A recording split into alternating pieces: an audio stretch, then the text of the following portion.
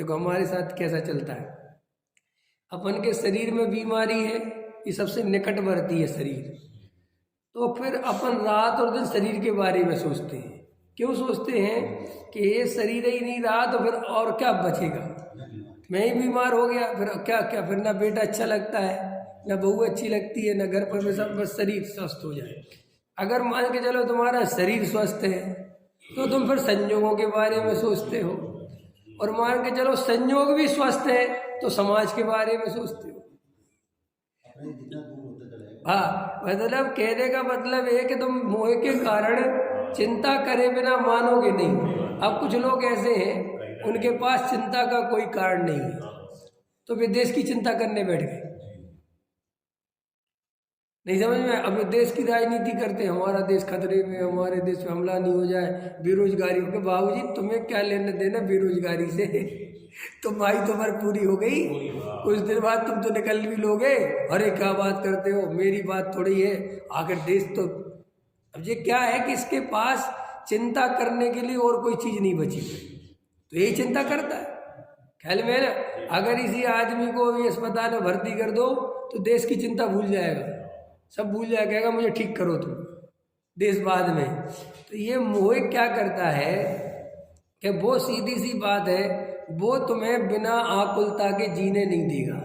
मोह का क्या काम है? मोह का क्या काम है?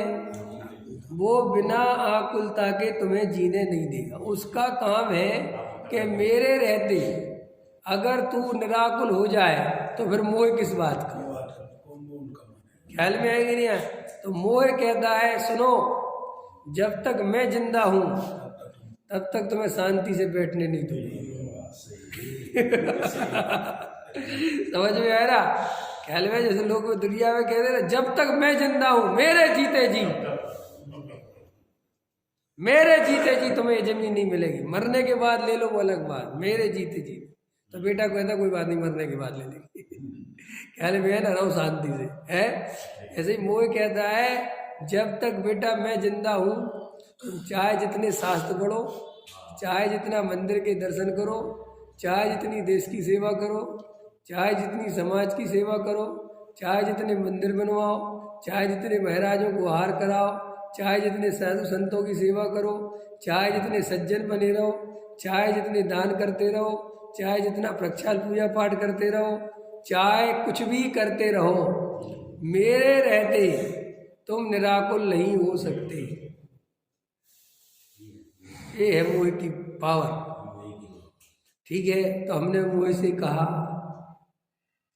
कि ये बात हमें समझ में आ गई कि हम तुम्हारे रहते सुखी नहीं रह सकते। ये बताओ कि तुम्हें अभाव करने का उपाय क्या है? मोह ने कहा उपाय बाहर में नहीं है, उपाय तुम्हारे अंदर ही है। क्या बात करते हो? हाँ, तो वो उपाय कौन कर सकता है? कि वे सभी जीव कर सकते हैं जो तत्व विचार करने को राजी हैं। कि साहब फिर तत्व विचार करेंगे तो क्या होगा? मोह कहता मैं चला जाऊंगा। कि फिर क्या होगा? कि मैं गया और तुम सुखी। अकल में आएगी ना? अब अंदर से गहराई से विचार करो। मोह से हम कभी ये संवाद ही नहीं करते, मोह से कभी हम ये बात ही नहीं करते। हमें ऐसा लगता है मेरी पत्नी ठीक नहीं है, मैं इसलिए दुखी हूँ, लेकिन ये आपकी मान्यता बिल्कुल गलत है।